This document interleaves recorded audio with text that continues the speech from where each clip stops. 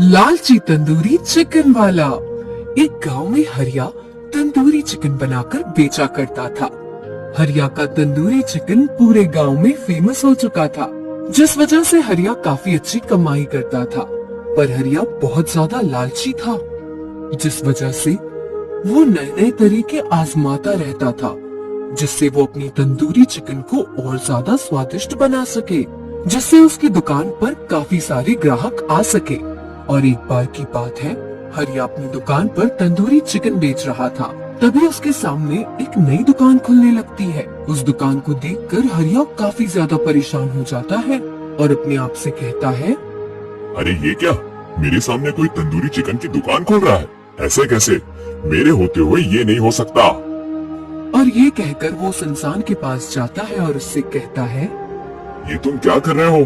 तुम यहाँ पर दुकान नहीं खोल सकते हो। क्या तुम्हें पता नहीं है, तुम्हारे ठीक सामने तंदूरी चिकन की दुकान है।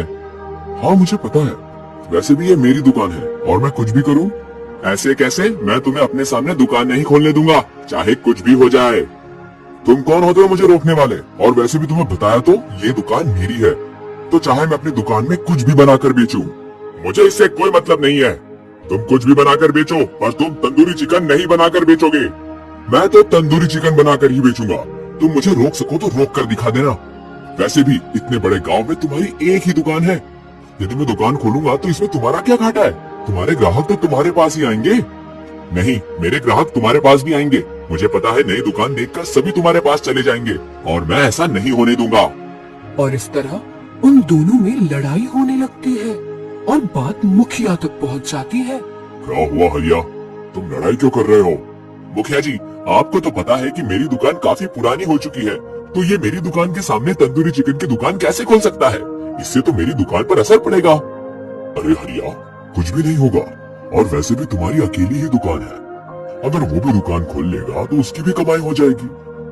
और वो तो सामान के ऊपर होता है कि किसका सामान कितना अच्छा है। अगर तुम्हारा तंदूरी चिकन अच्छा होगा तो तुम अच्छा कमाओगे, और यदि इसका अच्छा होगा तो ये कमाएगा। ये सुनकर हरिया चुप रह जाता है और इसके बाद वो वहाँ से चला जाता है और वो आदमी अपनी दुकान खोल लेता है। उस आदमी का नाम सुरेश था। वहीं हरिया काफी ज्यादा परेशान होता है। वो अपनी दुकान पर आकर अपने आप से कहता है, मैं इसकी दुकान किसी भी कीमत पे नहीं चलने दूंगा, फिर चाहे इसके लिए मुझे कुछ भी करना पड़े। और वो फैसला करता है कि वो अपनी तंदूरी चिकन के दाम गिरा देगा, चाहे इसके लिए उसे थोड़ा घाटा ही उठाना पड़े। और इसके बाद उसने अपने लालच में तंदूरी चिकन को 50 रुपए में कर दिया, जिससे उसकी दुकान पर बहुत भीड़ हो गई। ये देख हरिया बहुत खुश हुआ। वहीं सुरेश काफी ज्यादा परेशान था कि हरिया ने तो तंदूरी चिकन का दाम आधा कर दिया है। अगर ऐसा ही रहा तो उसकी दुकान पर कोई भी नहीं आएगा। तो उसने भी तंदूरी चिकन का दाम आधा कर दिया, जिससे उसकी दुकान पर सभी जाने लगे। ये देख हरिया काफी गुस्सा हुआ और उसने अपने आप से कहा, मुझे कोई दूसरा तरीका अपनाना पड़ेगा। मैं अपने सामने किसी को नहीं टिकने दूंगा। और ये कहकर वो तंदूरी चिकन में मिलावट करना शुरू कर देता है, क्योंकि इससे उसे सस्ते में चिकन मिल रहा था। वहीं सुरेश पूरी ईमानदारी से काम कर रहा था और अब हरिया ने तंदूरी चिकन 25 रुपए कर दिया, जिसके बाद सभी उसकी दुकान पर जाने लगे। अरे वाह हरिया भाई, तुमने तो 25 रुपए के तंदूरी चिकन देकर हम गरीबों का मान बढ़ा दिया। अरे हाँ हाँ भाई, 25 रुपए क्या, तुम लोगों के लिए मैं 10 रुपए भी कर दूंगा, बस तुम लोग मेरी दुकान पर आओ। अरे क्यों नहीं, हम तो बस तुम्हारी दुकान पर ही आएंगे। वैसे भी तुम्हारी दुकान के अलावा यहाँ पर और कौन अच्छा तंदूरी चिकन बना लेता है, और तुम वैसे भी बहुत पुराने हो। हाँ, पर कुछ लोग हैं जो सामने बराबरी करने आ गए हैं। अरे तुम वहाँ पर ध्यान ही मत दो और अपने काम से काम रखो। इसके बाद वो आदमी वहाँ से चला गया। धीरे धीरे समय गुजर रहा था। वहीं अपने लालच के चक्कर में हरिया को नुकसान पर नुकसान हो रहा था और वो सुरेश को नीचा दिखाना चाहता था, जिस वजह से वो हर हद कंडे आजमा रहा था। और एक दिन की बात है, उसने अपने आप से कहा, क्यों ना मैं सुरेश की दुकान में आग लगा दूं, जिससे उसकी दुकान जल जाएगी और वो यहाँ से भाग जाएगा। नहीं नहीं, मुझे ऐसा नहीं करना चाहिए। और ये कहकर वो अपने काम में लग जाता है और अगली सुबह ही सुरेश तेज तेज चिल्लाने लगता है, अरे मेरी दुकान में किसी ने आग लगा दी, मेरी पूरी दुकान जल गई, अब मैं क्या करूं? जिससे पूरा गांव वहाँ पर इकट्ठा हो जाता है। और सभी लोग सुरेश की जली हुई दुकान को देखने लगते हैं। जरूर ये सब उस हरिया ने किया होगा। मुझे पता है वही मुझसे चलता था। भला मैं ऐसा क्यों करूंगा? मुझे तुझसे क्या जलन थी? हाँ, तूने भले ही मेरे सामने दुकान खोली तो इसका मतलब ये नहीं है कि मैं तेरी दुकान जला दूंगा। हाँ भाई, हरिया एकदम ठीक कह रहा है। हरिया ऐसा कभी नहीं कर सकता है। जरूर तुम्हारी दुकान किसी और ने जलाई है, या फिर तुम्हारी दुकान लाइट की शॉर्ट सर्किट की वजह से भी जल सकती है। पता नहीं, पर मैं तो बर्बाद हो गया, लुट गया। अब मैं क्या करूं? मैंने अपना सारा पैसा जैसे तैसे इस दुकान में लगाया था। अब मैं क्या करूंगा? ये कहकर सुरेश काफी ज्यादा दुखी हो जाता है और वहाँ से चला जाता है। समय तेजी से गुजर रहा था। हरिया बहुत खुश था क्योंकि सुरेश ने अपनी दुकान बंद कर दी थी और हरिया ने फिर से अपने चिकन के दाम बढ़ा दिए थे। उसने फिर से अपना चिकन 100 रुपए में कर दिया था और लोग मजबूरी में उसकी तंदूरी चिकन खाने के लिए आया करते थे। एक दिन मुखिया तंदूरी चिकन खाने आया और उसने हरिया से कहा, अरे हरिया, ये क्या बात है? जैसे ही सुरेश ने अपनी दुकान बंद की, तुमने तो अपने चिकन के दाम ही बढ़ा दिए। अरे मुखिया जी, आपको तो पता ही है चिकन कितना महंगा है और फिर उसे तंदूरी चिकन बनाने में समय लग जाता है। मैं नहीं चाहता हूँ कि तुम्हें मिलावटी खिलाऊं, इसलिए थोड़े दाम बढ़ा दिए। ठीक है, भले ही दाम बढ़ा देना, मगर मिलावटी चीजें मत देना। अरे चिंता मत कीजिए, वैसे भी आप हमारे पुराने ग्राहक हैं। इसके बाद हरिया आराम से अपनी तंदूरी चिकन बनाने में व्यस्त हो जाता है। धीरे धीरे समय गुजर रहा था और एक दिन की बात है, मुखिया ने हरिया को बुलाया। हरिया जब वहाँ पहुँचा तो उसने देखा कि सुरेश वहाँ पहले से ही मौजूद था। मुखिया काफी गुस्से में लग रहा था और उसने हरिया से कहा, क्यों हरिया, ये मैं क्या सुन रहा हूँ? तुम मिलावटी तंदूरी चिकन बेच रहे हो और तुमने ही सुरेश की दुकान जलाई थी। नहीं नहीं मुखिया जी, ये सुरेश झूठ बोल रहा है। मैंने ऐसा कुछ भी नहीं किया। मैं ऐसा क्यों करूँगा? अच्छा मुखिया जी, तो इससे ये पूछिए कि इसे ये बात कैसे पता कि मैंने आपको ये बात बताई? ये सुनकर मुखिया भी हैरान हुआ और उसने हरिया से कहा, हाँ हरिया, मैंने तो तुम्हें ये बात बताई नहीं कि तुम पर सुरेश ने आरोप लगाया है। तुमने अपने आप उसका नाम क्यों लिया? ये सुनकर हरिया घबरा जाता है क्योंकि मुखिया की बात एकदम सही थी। वो घबराहट में ये चीज भूल गया और उसने कहा, जब ये यहाँ खड़ा है तो इसी ने आपसे कहा होगा, और कौन कहेगा? नहीं, मुझसे ये बात सुरेश ने नहीं बल्कि किशोर ने करी थी, क्योंकि उसका कहना है कि तुमने सुरेश की दुकान उसके जरिए जलवाई थी और इसके लिए तुमने उसे रुपए भी दिए थे। ये सुनकर हरिया काफी ज्यादा घबरा जाता है। उसे नहीं पता था कि उसकी सच्चाई इस तरह से सामने आएगी और किशोर सबके सामने आता है और वो कबूलता है कि ऐसा करने के लिए हरिया ने ही कहा था। वो ऊपर से ही अच्छा है पर अंदर से बहुत ही लालची है। ये सुनकर सुरेश ने मुखिया जी से कहा, मैंने तो आपसे पहले ही कहा था कि मेरी दुकान जलाने में हरिया का हाथ है, पर आपने माना ही नहीं। तुमने इसकी दुकान क्यों जलाई? और तुम मिलावटी तंदूरी चिकन खिला रहे थे। मैंने तुमसे उस दिन भी कहा था, पर तुमने उस दिन मुझे मीठी मीठी बातें बोलकर फंसा लिया था। मुझे माफ कर दीजिए मुखिया जी, मैं लालच में आ गया था। मैं नहीं चाहता था कि मेरे सामने कोई भी मेरी ग्राहकी खराब करे, इसी वजह से मैंने ऐसा कुछ किया। मैंने जैसे तैसे तो अपनी दुकान को यहाँ तक पहुँचाया था, और कोई मेरे सामने आकर उसे कैसे खराब कर जाए। अच्छा, तो इसके लिए तुम ये सब करोगे? तुमने बहुत बड़ा गुनाह किया है। तुमने हमारी सेहत के साथ भी खिलवाड़ किया और सुरेश की दुकान भी जला दी। अब तुम्हें इसकी सजा मिलेगी। मुझे माफ कर दीजिए, मुझसे बहुत बड़ी गलती हो गई। मैं सुरेश के नुकसान की सारी भरपाई कर दूंगा। वो तो तुम्हें करनी ही पड़ेगी, और इसी के साथ तुम्हें 1 महीने तक अपनी दुकान भी बंद रखनी पड़ेगी। और इसके बाद अगर तुमने कभी भी मिलावट की तो तुम्हारी दुकान हमेशा के लिए बंद हो जाएगी। ये सुनकर हरिया काफी ज्यादा दुखी हो जाता है और उसे मुखिया की बात माननी पड़ती है। इसके बाद सुरेश उसके पास आता है और उससे कहता है, देखा ना तुमने अपने लालच में आकर अपना ही नुकसान कर लिया। ना ही तुम ऐसा कुछ करते, ना ही तुम्हारा इतना नुकसान होता। ये सुनकर हरिया को महसूस होता है कि हाँ, सुरेश ठीक कह रहा है और इसके बाद वो वहाँ से चला जाता है और सुरेश वैसा ही करता है जैसा मुखिया ने कहा था। एक गांव में लाली नाम की मछली वाली रहती थी। वो बहुत ही गरीब और आलसी थी और मछली पकड़कर अपना गुजारा करती थी। वो अपना परिवार चलाने के लिए रोजाना समुद्र पर जाती और मछलियों को पकड़कर बाजार में बेच देती थी। जिससे उसे काफी अच्छे पैसे मिलते थे, पर उसका गुजारा उन पैसों में नहीं हो पा रहा था, क्योंकि वो चाहती थी कि उसके पास और पैसे आए। और एक दिन की बात है, लाली मछली पकड़ने जा रही होती है। तभी उसके पास गौरी नाम की मछुआरा आती है और वो उससे कहती है, क्या हुआ लाली, आज मछली पकड़ने नहीं जा रही हो क्या?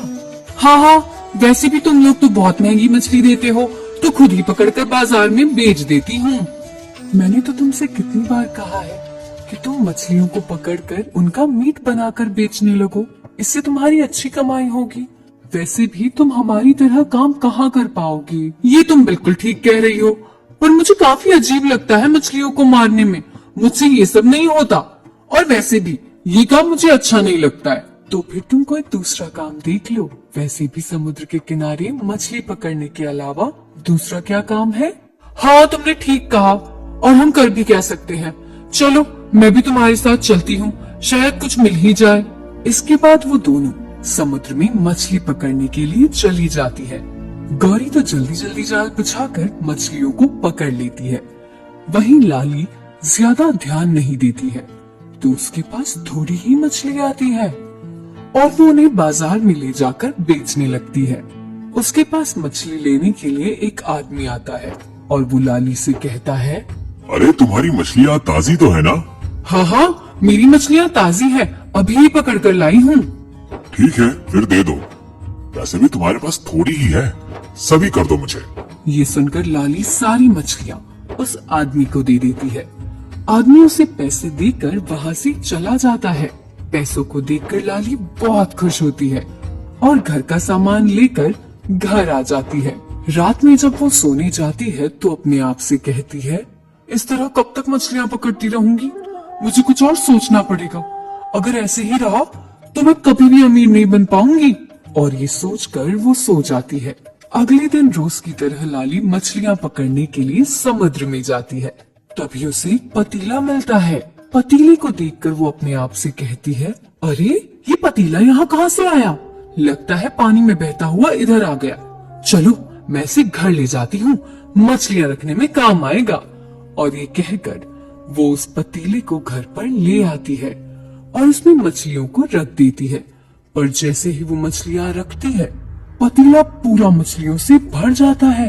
ये देखकर लाली काफी हैरान हो जाती है और अपने आप से कहती है, अरे ये कैसे हो गया? लगता है ये जादुई पतीला है। इस वजह से अब तो मेरी किस्मत खुल जाएगी, मैं तो माला माल हो जाऊंगी। और ये सोचकर वो बहुत ज्यादा खुश हो जाती है। इसके बाद वो सारी मछलियाँ बाजार में बेच आती है। धीरे धीरे इसी तरह लाली काम करने लगी और अब उसकी आर्थिक स्थिति पहले से सुधर चुकी थी। वहीं उसके अंदर का आलस और घमंड बढ़ता जा रहा था और अब उसने समुद्र के किनारे जाना ही बंद कर दिया। और एक दिन की बात है कि लाली बाजार में मछलियाँ बेचने के लिए जाती है। तभी उसे चंदन नाम का आदमी मिलता है और वो लाली से कहता है, अरे लाली, मैं कई दिनों से देख रहा हूँ तुम इतनी सारी मछलियाँ कैसे पकड़ के ले आती हो? आखिर राज क्या है इसका? अरे कुछ भी नहीं, बस मैं जाल लगाकर मछलियाँ पकड़ने लगी हूँ। पर तुम तो समुद्र पर आती ही नहीं हो, फिर कहाँ से ये मछलियाँ पकड़ के ले आती हो? अरे मैं रात में ही मछलियाँ पकड़ कर रख लेती हूँ। अच्छा, तो अब मुझे मछलियाँ बेचने जाने दो। और ये कहकर वो मछली बेचने चली जाती है और एक मछली लाकर पतीले में डाल देती है, जिससे पूरा पतीला मछलियों से भर जाता है। जिसे देखकर लाली बहुत ज्यादा खुश हो जाती है, क्योंकि वो जो चाह रही थी वो उसे मिल गया था। और उसने अपने आप से कहा, अब मैं कुछ दिन मछलियाँ बेचने नहीं जाऊंगी, और वैसे भी इस पतीले में कौन सी मछलियाँ खराब होने वाली हैं? वैसे भी ये जादुई पतीला है, मैं इसे एक जगह छुपा कर रख देती हूँ जिससे किसी की नजर ना पड़े। और ये कहकर वो पतीले को छुपा कर रख देती है और आराम से बैठकर खाना खाने लगती है। धीरे धीरे समय गुजर रहा था और वो काफी ज्यादा अमीर भी हो गई थी। उसने अपना घर भी अच्छा बनवा लिया था और खूब नौकर चाकर रख लिए थे। इसी के साथ अब वो जब भी बाजार जाया करती थी तो खूब गहने पहनकर निकला करती थी, जिसे देखकर सभी लोग हैरान थे। अब लाली अपने आगे किसी को कुछ भी नहीं समझ रही थी। वही काफी दिन हो जाने पर गौरी उसके घर पर आती है और लाली से कहती है, अरे लाली, मैं कई दिनों से देख रही हूँ तुम मछली पकड़ने नहीं जाती हो। क्या तुमने कोई दूसरा काम देख लिया? और अब तो तुम बहुत अमीर भी हो गई हो। अरे नहीं नहीं, ऐसी कोई बात नहीं है। मैं तो रोजाना मछलियाँ बेचने जाती थी, बस आज ही नहीं गई। अच्छा, पर तुम्हारी पहले से आर्थिक स्थिति भी काफी अच्छी हो गई है। पहले तुम्हारा घर कितना टूटा फूटा था, पर अब तो तुमने अपना घर भी नया करवा लिया है। आखिर कैसे? अरे कुछ नहीं, बस मैं मछलियाँ जाल से पकड़ने लगी हूँ। और वैसे भी तुमने ही तो कहा था कि अगर कुछ बनना है तो कुछ हटकर करना पड़ेगा। हाँ, ये तो तुम बिल्कुल ठीक कह रही हो। अच्छा, तो मैं चलती हूँ। मैं बस यही देखने आई थी कि काफी दिनों से तुम समुद्र पर नहीं गई। क्या तुम कल समुद्र पर चलोगी? नहीं, मैं नहीं जाने वाली। अभी मेरा मन नहीं है। कुछ दिन आराम करूंगी। वैसे भी बहुत मछलियाँ पकड़ ली है। पर अगर तुम आराम करोगी तो तुम्हारे पैसे फिर से खत्म हो जाएंगे। तुम्हें काम करना चाहिए। मुझे पता है, पर अभी मेरा मन नहीं कर रहा है। और वैसे भी मुझ पर लक्ष्मी जी की कृपा है, तो मेरे पास पैसा कभी खत्म नहीं होगा। बस तुम अपनी चिंता करो। ये सुनकर गौरी को काफी हैरानी होती है और वो वहाँ से चली जाती है और सोचती है कि आखिर ऐसा क्या हो गया जो लाली के अंदर इतना ज्यादा आलस आ गया। उसे ये तो पता था कि लाली आलसी है, पर ये नहीं पता था कि वो इतना ज्यादा आलस करेगी कि मछलियां पकड़ना भी बंद कर देगी। वही धीरे धीरे समय गुजर रहा था। एक दिन जब लाली बैठी हुई थी तो उसे बदबू आने लगी और उसने अपने आप से कहा, अरे ये बदबू कहाँ से आ रही है? ये तो बहुत बुरी बदबू है। ऐसा लग रहा है जैसे मछलियां सड़ गई हो। ये कहते हुए उसे याद आया कि उसने पतीले में मछलियां रखी थी और उसने जाकर पतीले को देखा तो उसमें सारी मछलियां सड़ गई थी। अरे रे रे रे, ये तो सारी मछलियां सड़ गई। अब मैं क्या करूं? मैं ऐसा करती हूँ, इसे समुद्र में ले जाकर फेंक देती हूँ और पतीले को धोकर वापस ले आऊंगी, क्योंकि अगर यहाँ पर मछलियों को फेंका तो पूरे घर में बदबू हो जाएगी। और ये सोचकर लाली पतीले को समुद्र की तरफ ले जाती है और उसने पतीले में रखी मछलियां समुद्र में फेंक दी। इसके बाद वो पतीले को अच्छी तरह से धोकर वहीं बैठ जाती है। अच्छा, कुछ देर आराम कर लेती हूँ, तब घर जाऊंगी। क्यों ना मैं इसमें मछलियां पकड़ लूं, क्योंकि अगर एक मछली आ गई तो पतीला तो अपने आप भर जाएगा। और ये सोचकर वो उस पतीले को वहां पर रख देती है और मछली आने का इंतजार करने लगती है। पर पता नहीं कब उसकी आंख लग जाती है और जब वो उठती है तो देखती है कि वहां पतीला कहीं नहीं था। ये देखकर लाली घबरा जाती है और इधर उधर पतीले को ढूंढने लगती है। लाली को परेशान देखकर गौरी ने उससे कहा, क्या हुआ लाली, तुम इतना परेशान क्यों लग रही हो?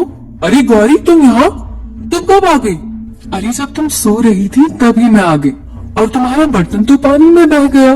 मैंने उसे पकड़ने की बहुत कोशिश की, पर वो तो काफी तेजी से बहता हुआ चला गया। क्या?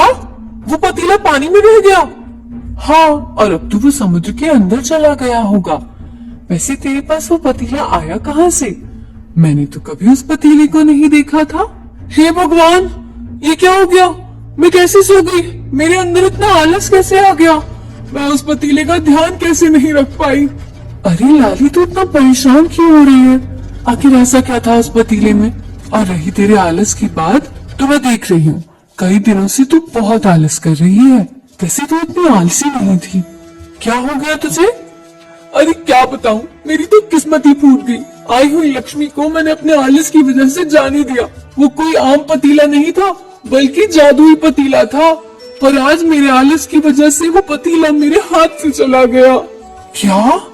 वो जादुई पतीला था? सही कहते हैं, जब इंसान ज्यादा आलस करता है तो उसका यही हाल होता है, जो आज तेरा हुआ है। अगर तूने आलस न किया होता तो आज वो जादुई पतीला तेरे हाथ में होता। और ये कहकर गौरी वहाँ से चली जाती है और लाली अपनी फूटी किस्मत पर रोती रहती है, क्योंकि जैसी तैसे तो उसकी किस्मत सही हो पाई थी, पर उसके आलस की वजह से उसने उसे फिर से खराब कर लिया। इसके बाद वो घर पर आ जाती है और अपने आप से कहती है, किसी ने सही ही कहा है, जो लोग आलस करते हैं उनके हाथ कुछ नहीं लगता, क्योंकि आलस इंसान को कमजोर कर देता है। अगर आज मैंने आलस न किया होता तो वो जादुई पतीला मेरे हाथ में होता। तो और फिर उसने निश्चित किया कि अब वो कभी भी आलस नहीं करेगी, क्योंकि एक बार तो उसने आलस की वजह से अपना नुकसान कर लिया, पर अब भविष्य में कभी भी आलस की वजह से अपना नुकसान नहीं करेगी।